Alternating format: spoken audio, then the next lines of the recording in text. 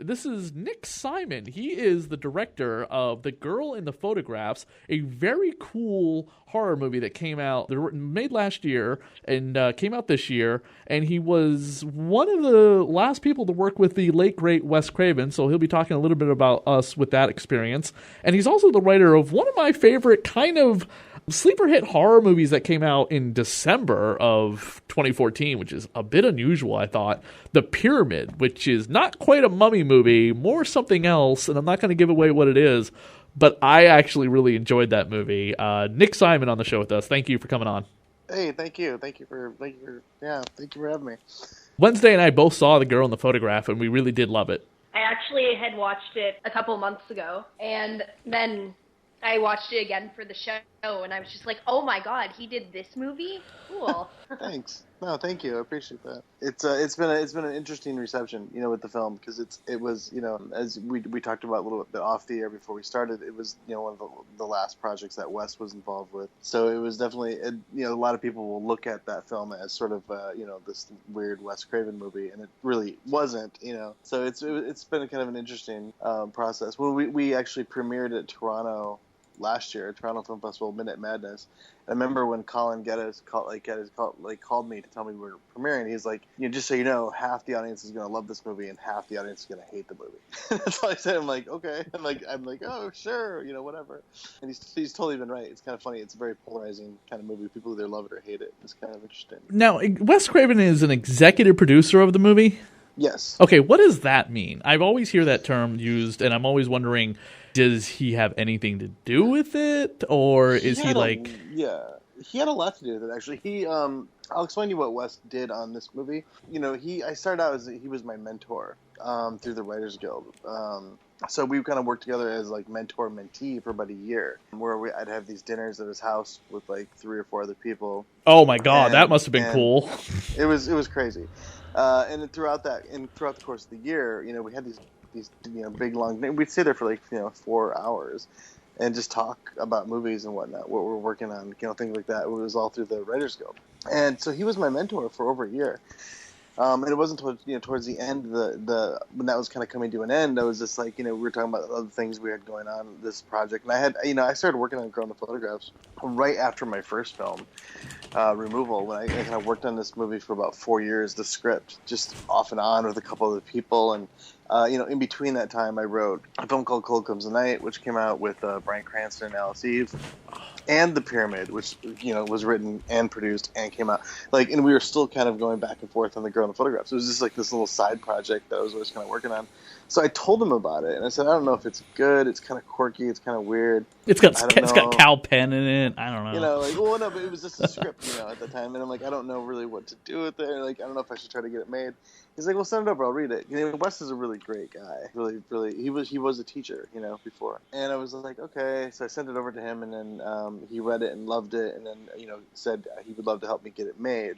So at that point, he came on as an executive producer, and what that basically meant, he was still sort of my mentor. He was, he went to all of the meetings that we'd have as far as like when we were trying to find financing, when we were, the project got repped at CAA, and those guys were great and helped us find the producer package to make the movie. And then Wes came to every single actor meeting I had. Wes hooked me up with his casting director, Nancy Nair, who's like a legend, and she was invaluable to this project. And then while we were shooting, Wes we'd send him dailies every day, and he'd call and say, I think this is going well, you should try to go a little faster with this. And then when we're editing the movie, we'd have our assistant deliver a DVD to him every Friday, and he'd watch like the weekly cuts and then give us feedback all the way through. You obviously got to work with Kal Penn, who plays, Kumar. What was that like? He seems like such a funny guy.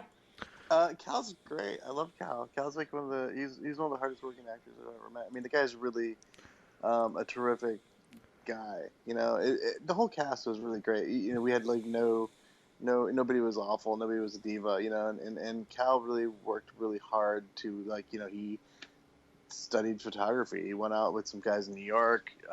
He did a lot of research. He came back. He had his own stuff. When on his days off, he would run around. We shot this thing in Victoria, British Columbia.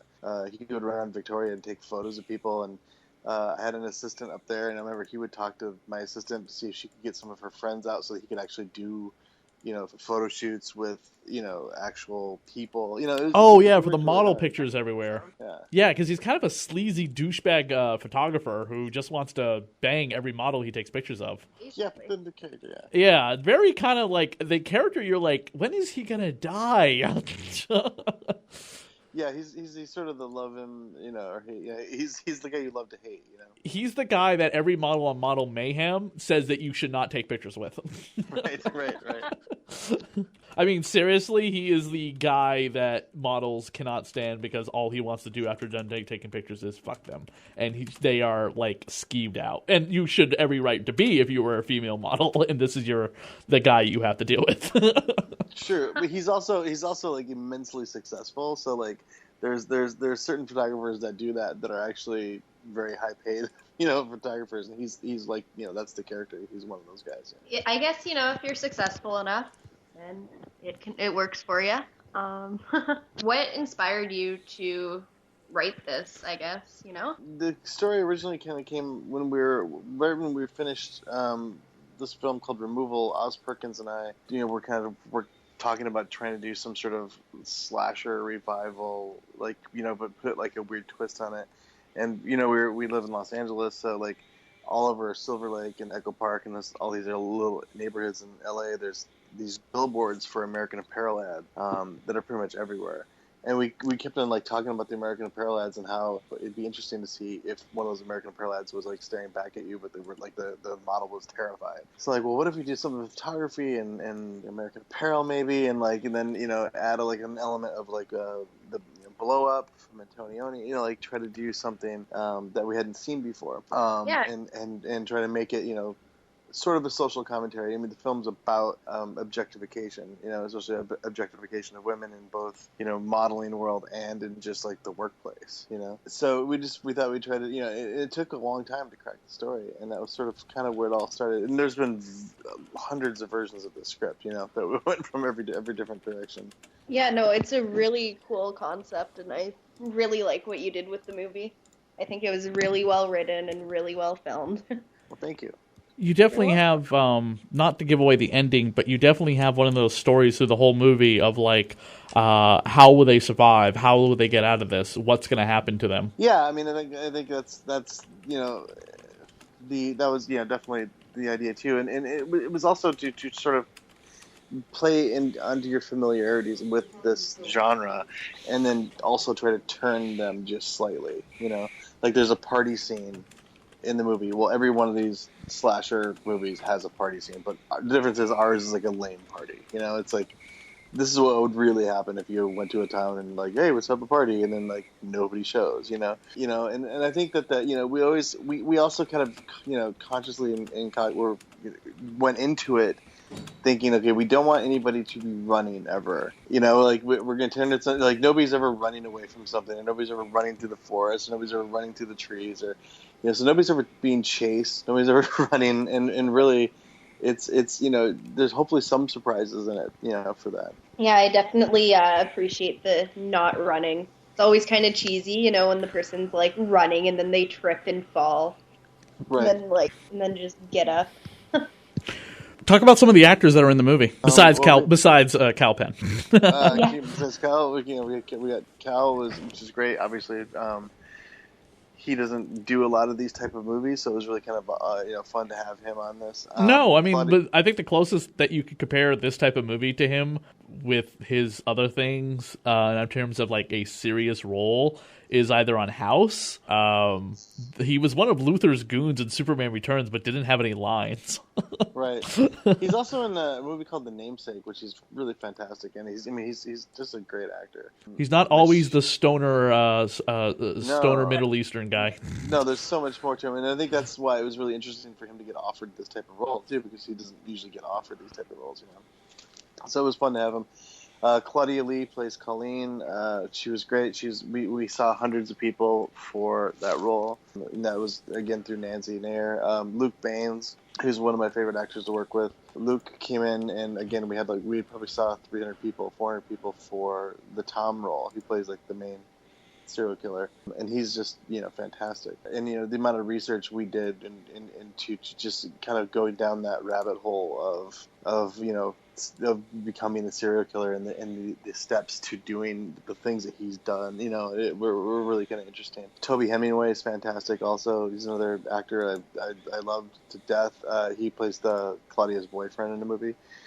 Fantastic guy. He came in, and again, we saw a lot of people for that role, and he came in and just nailed it, and we knew right away. And it was funny because then later we had like a table read, and we're going to go into the whole table read, and afterwards I was talking to him, and all of a sudden he was this British, like all of a sudden I'm like, oh, are you from England? Where are you from? He's like, oh yeah. In the audition, we brought him in like 2 or 3 times to the audition. I had conversations with you, and you had the American accent the whole time. Like, it was just kind of threw me off a little bit. And he's like, oh no, he's like, you never give anybody a reason not to cast you. When you're in the room.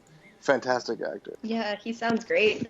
We always love asking this. What is your favorite horror movie? You can also say, what is your favorite horror television show? Because horror TV has been around for a while and is also really big nowadays. Yeah, I think, as far as like my favorite horror film like of all time, like The Thing is like, one of my, the John Carpenter's The Thing is probably my all-time favorite. It's just I love monster movies. I love, that whole story, and I've seen that movie hundreds of times. It never gets old. I really love The Shining, obviously, that's kind of a go-to. I'm a big fan of the original the first 4. Oh, no, I shouldn't say that. I'd probably say the first, all of them really, but I love the old, Friday the 13th movies and Halloween. The original Halloween is fantastic. I just watched Return of the Living Dead last night, which is also amazing. It just came out on Blu-ray from Scream Factory. I just picked it up. Yeah, it was great. That movie has a lot of releases, I've noticed. Yeah, this one is like the definitive edition. Like, don't buy it ever. You'd never need to buy it again after this. They did such a good job. Scream Factory always does such a good job with the releases, and they just released The Thing also. Really great. Really great. Or is that out yet, or is it coming out? If you bought it from their website, they ship it to you a little early. Yeah, I've noticed that. I got mine in the mail last week. I'm super jealous of people. Oh my god, it's amazing. The Thing looks so good. I mean, it's a retransferred. Dean Cundy, who was the director of photography on The Thing, supervised the transfer, and he does an audio commentary on it. Dean also shot Ground the Photographs, which is kind of a little trivia. Oh. Yeah. Learning lots. As far as TV shows, horror TV is interesting. I still kind of go back to, Buffy the Vampire Slayer. I don't know if it's considered horror TV. Oh, yeah, of course. Yeah. But that's sort of my kind of go-to. I'm not a big fan of a lot of the stuff they do on TV. I liked Hannibal a lot also, but I think Buffy's still my all-time favorite. Hannibal was good. It didn't last that long. It was like the show that just barely got renewed every season. Right. Which is a shame, really. No, totally. Yeah, Hannibal was really good. I'm surprised they had to cancel it. That's probably why they canceled it, because there was the handful of people who are watching it going like, this is really smart. This is really good. Like, why is this on TV? And then, everybody else tunes out, and then it goes away. I have to say this about Hannibal, that it was the show that was too smart for the average American audience. Oh, yeah.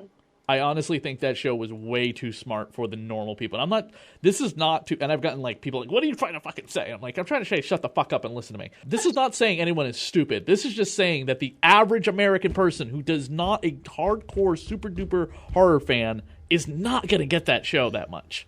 Right. My mom watched that show and she couldn't get into it. You know what I mean? And she's like, this isn't because I'm not into cannibals as a main character. This show is just really weird, and I'm like, it's not, it's not yours. It was dense. Yeah, no, I agree. It was great though. It was really well written. Were you really happy that the girl in the photograph got on Netflix so fast? Is that a thing that you were part of? How does that whole thing work, by the way? I mean, is that a big deal for you? Do you get $1 for every one of my subscriptions that I renew every month? No, I mean, I don't know. I mean, it's we went to Toronto and we premiered the film at Toronto. The film did a festival run. We was kind of went around the world. It was the Sitges, and there's a festival in Italy. It kind of went everywhere, and we sold it right after Toronto to Vertical Entertainment, and then Vertical was always planning on releasing it in theaters and on like VOD, pay-per-view VOD on April 5th. By the way, I think that movie should have gotten a theatrical release, and I'm not talking like a limited. I'm talking like it should have gone in like theaters. You know what I mean? Thank you. Yeah, I know. It went. Yeah, it was that was such limited. Bullshit. Yeah, it was real. It was a real limited release. Look, we kind of knew it was going to be a limited release anyway, because again, it's kind of a quirky, kind of weird, movie. But it has a beginning, middle, and end that every horror movie that is similar to it with its type of ending and storytelling. I mean, I compare it to like Your Next. I'm trying to think of another movie that's very comparable to, but it's like, I don't know. It's like every 5 minutes, Hollywood's willing to take a chance at a horror movie, but then Blair Witch bombs at the box office, and a lot of people are now pulling back. Right. I mean, look what just happened to Rings got pushed back. The Amityville horror remake sequel piece of crap. But we're gonna get Annabelle. We're gonna get Annabelle 2 because we wanted that fucking movie, right? Yeah, it's. I'm not bitter. Yeah, no. I think if I have no idea what the politics are and why things are released and why some are picked and some are. I think if Your Next, because Your Next probably is a little similar to Girl in the Photographs in that sense. If that movie would have done really, really, really well, it would have probably had a different outlook on what Girl in the Photographs would have done, Yeah. But it's, because the problem is when you put those movies out and, wide releases, it costs a lot of money. And, it's not just a matter of, like, putting them in theaters, but the marketing behind that and to try to get behind that push. And it's a very expensive process. So, it's sort of like, if you put that kind of money into it, and if you're a studio and to do that, it's like your overhead is really, really high, and it becomes like they have people who can figure out those numbers. It's kind of crazy and how accurate they are, so it becomes an issue where, like, okay, do you want to make money off this?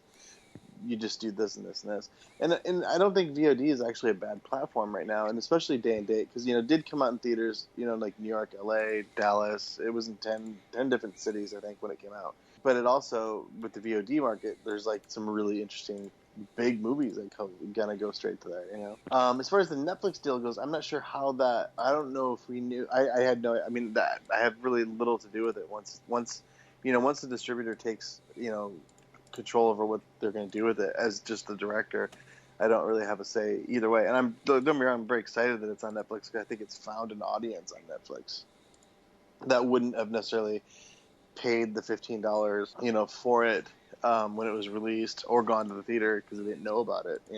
Netflix is great for that, because it kind of has that old school sort of video store feel where you can, thumb through things and find it, and then, like, oh, let's see what this is. Yeah, when I first watched it, I watched it on Netflix, actually. It's good though. I'm glad it's on there. Does watching this movie Wednesday and being a girl yourself, does this make you think about taking photographs ever again? Yeah, no more selfies. No. There's definitely a statement on selfies. Yeah. Yeah. Just never taking any pictures. The Pyramid. Have you ever seen that, Wednesday? No, I haven't. Oh my God, you got to watch this movie. You know what I mean? One thing, I hate the fact that it's kind of dark at times. I do agree with every critic that hated that part. And I'm sure that wasn't Nick's writing going, okay, make it dark. Make it darker. I don't want to see the thing. The creature. The non-mummy creature. By the way, it's not a mummy. It's another thing from Egypt. It's kind of cool. I was not expecting that. I was like, ooh, look at that. They're getting the lore, because this pyramid has 3 sides and most of the pyramids have 4. Where did that story come from?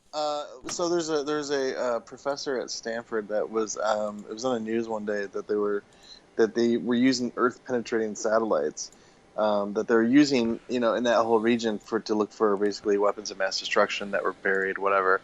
And somehow throughout that process they discovered 4 new pyramids that were buried deep in Egypt, like in different parts that they didn't know about, and they're still buried there now, and this is all true story.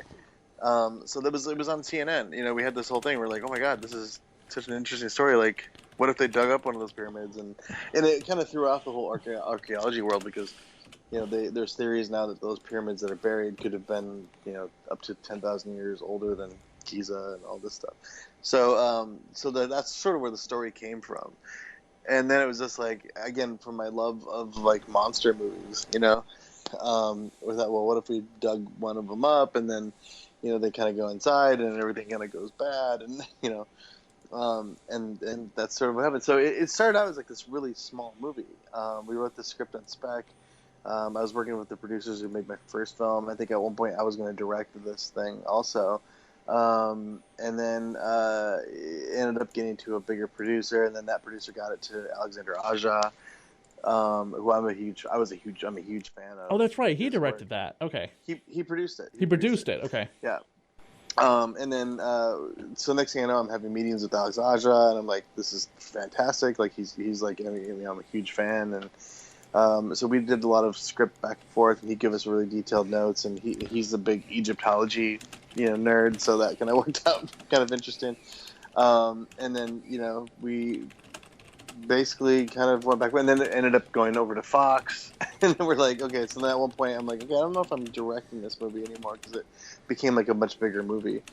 It was, going to be like this little thing, and then it ended up being a little bit bigger of a thing. And then the movie, they went and shot in Morocco, and came back, and it did okay, I think, in the United States. It didn't do terrible. I mean, it was only on it was a smaller release for Fox.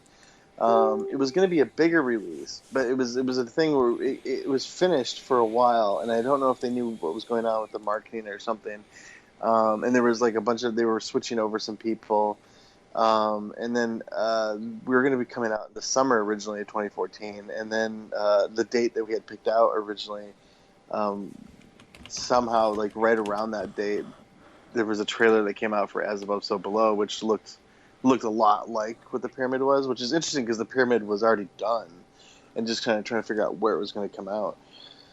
And then they kind of like pushed it around, and As Above, So Below didn't do that great. I think it did okay in the opening weekend, and then it came out at a terrible time. Who the fuck puts that out in December?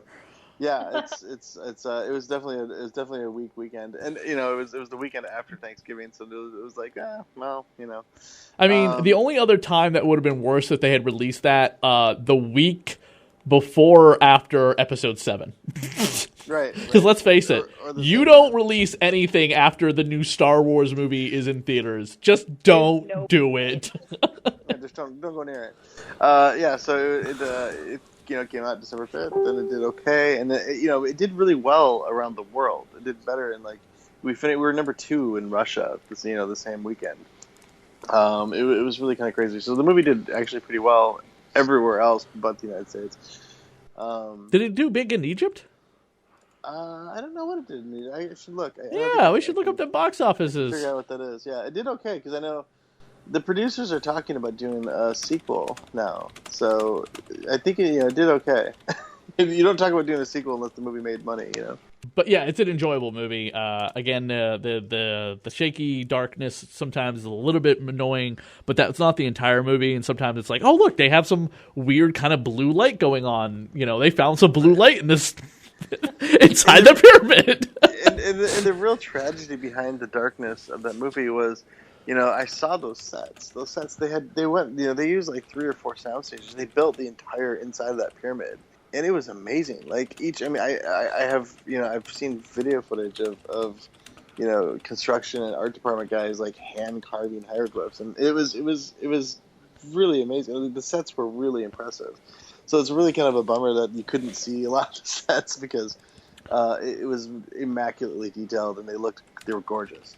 I kind of compared it to a film that had come out earlier that year. What was the upside down Eiffel Tower underground France movie? Remember that poster? It was like red, but it showed like the Eiffel Tower was upside down and had the skulls on the bottom.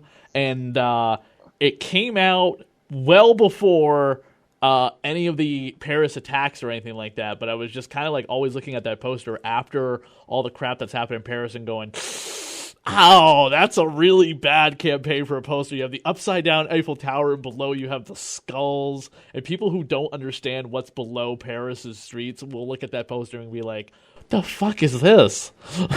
Yeah, that was As Above, So Below. That was what why we didn't come out in the summer, actually, because that movie looked a little too similar. What are you working on next? Working on a couple things. I'm actually just writing. I'm working on a thriller that's sort of loosely based off of a true story that happened in the 80s, which I'm really excited about. I'm hoping to have a draft close to ready here pretty quickly. I've been working on that for a little while with a former assistant of mine, actually, who actually found the story, and he wrote the first draft, and we started talking about it.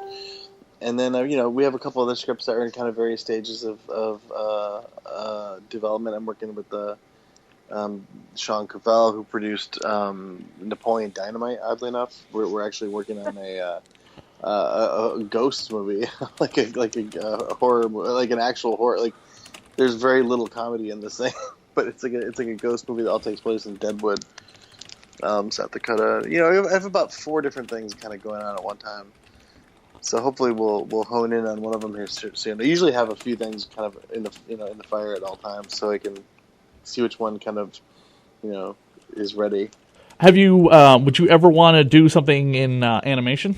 I've never thought about it, really. I mean, I wouldn't rule it out. I mean, I think it would definitely be interesting to write.